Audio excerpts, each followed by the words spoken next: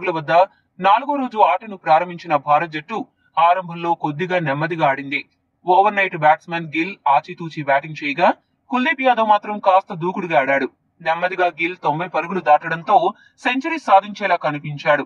కానీ కుల్దీప్ పరుగు కోసం కాలిచ్చి మళ్లీ వద్దని చెప్పడంతో గిల్ 151 బంతులు ఆడి 91 పరుగుల వద్ద తన ఇన్నింగ్స్ ముగించేశాడు. ఆ తర్వాత రిటైర్డ్ హర్ట్ గా వెనుదిరిగిన opening batsmen Yashasvi Jaiswal batting చేసేందుకు క్రీజులోకి వచ్చాడు. 104 పరుగుల వద్ద ఉన్న తన స్కోరును పెంచుకుంటూ జట్టు స్కోరు వేగాన్ని కూడా పెంచడం మొదలుపెట్టాడు. మరో ఎండ్లో ఉన్న కుల్దీప్ యాదవ్ 27 పరుగుల వద్ద అవుట్ అయ్యాడు. అయినా కూడా యశస్వి జైస్వాల్ మాత్రం ఎక్కడా తగ్గలేదు సరికదా. అతడికి సర్ఫరాజ్ ఖాన్ తోడవడంతో మరింత రెచ్చిపోయాడు. అగ్నికి వాయువు తోడైనట్లు జైస్వాల్, సర్ఫరాజ్ ఇద్దరు బౌండరీలు, సిక్సర్లు బాదుతూ ఇంగ్లాండ్ బౌలర్లను చెడుగుడు ఆడేసి దంచుకొట్టారు. బజ్బాల్ 2.0 వెర్షన్ ఎలా ఉంటుందో ఈ ఇద్దరు చూపించారు. ఇంగ్లాండ్ బజ్బాల్లో ఎంతగా అప్గ్రేడ్ అవ్వాలో కళ్లకు కట్టినట్లు ఆ జట్టుకు ఈ ఇద్దరు ప్రత్యక్ష ప్రసారం చేశారు. ఇదే క్రమంలో యశస్వి జైస్వాల్ ఈ సిరీస్ లో రెండో డబుల్ సెంచరీని పూర్తి చేశాడు. ఆండర్సన్ బౌలింగ్ లో జైస్వాల్ కొట్టిన హాట్రిక్ సిక్సర్లు మ్యాచ్ కి హైలైట్ అని చెప్పాలి.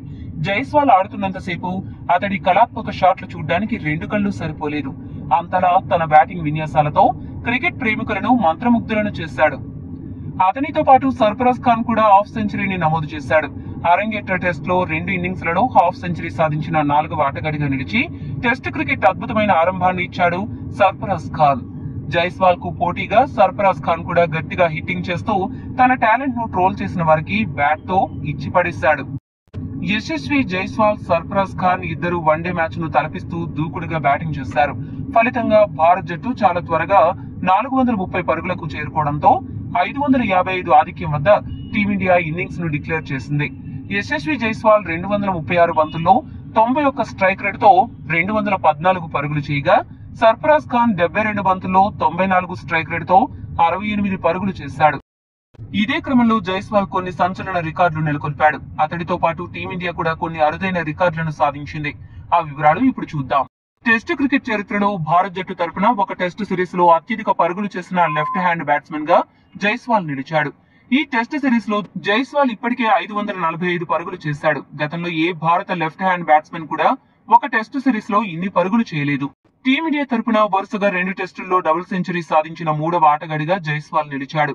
వినోద్ కాంబ్లీ, కోహ్లీ మొదటి 2 స్థానాల్లో ఉన్నారు. భారత్ జట్టు తరపున 2వ ఇన్నింగ్స్ లో డబుల్ సెంచరీ సాధించిన 7వ ఆటగాడిగా జైస్వాల్ ఘనత సాధించాడు.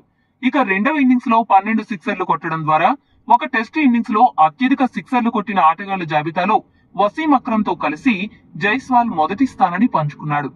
అంతేకాకుండా టీమిండియా తరపున వరుస టెస్టుల్లో అత్యంత వేగంగా అతి తక్కువ బాల్స్ ఆడి 2 డబుల్ సెంచరీలు సాధించిన ఏకైక ఆటగాడిగా జైస్వాల్ టెస్ట్ క్రికెట్ లో సరికొత్త అధ్యాయాన్ని లిఖించాడు.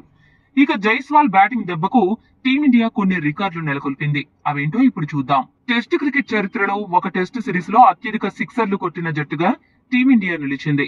ఈ 3 టెస్టుల్లో 48 సిక్సర్లు బాది టీమిండియా ఈ ఘనత సాధించింది. ఇక భారత్ జట్టు ఈ టెస్ట్ మ్యాచ్ లో 2 ఇన్నింగ్స్ లో 400 కంటే ఎక్కువ పరుగులు చేయడం ఇది 3వసారి. ఈ 3వ టెస్ట్ లో టీమిండియా 2వ ఇన్నింగ్స్ లో 18 సిక్సర్లు, మొత్తంగా ఈ టెస్ట్ మ్యాచ్ లో 28 సిక్సర్లు కొట్టడం జరిగింది. గతంలో ఎప్పుడూ కూడా టీమిండియా ఇన్ని సిక్సర్లు కొట్టలేదు. అలా ఈ టెస్ట్ మ్యాచ్ టీమిండియాకు ఎన్నో మధురానుభూతులను మిగులుస్తూ అరుదైన రికార్డులను కొల్లగొట్టింది. 556 పరుగుల లక్ష్యంతో ఇన్నింగ్స్ ప్రారంభించిన ఇంగ్లాండ్ జట్టును భారత బౌలర్లు ఊపిరి కూడా తీసుకొనివ్వకుండా మడతెట్టేశారు. ముఖ్యంగా spin bowler Ravindra Jadeja England batsmen ను మొదటి బంతి నుంచే ఇబ్బందులు పెట్టాడు. అతనికి మరో స్పిన్ బౌలర్ కుల్దీప్ యాదవ్ నుంచి కూడా చక్కటి సహకారం లభించడంతో ఇంగ్లాండ్ జట్టు 4వ రోజే కుప్పకూలిపోయింది.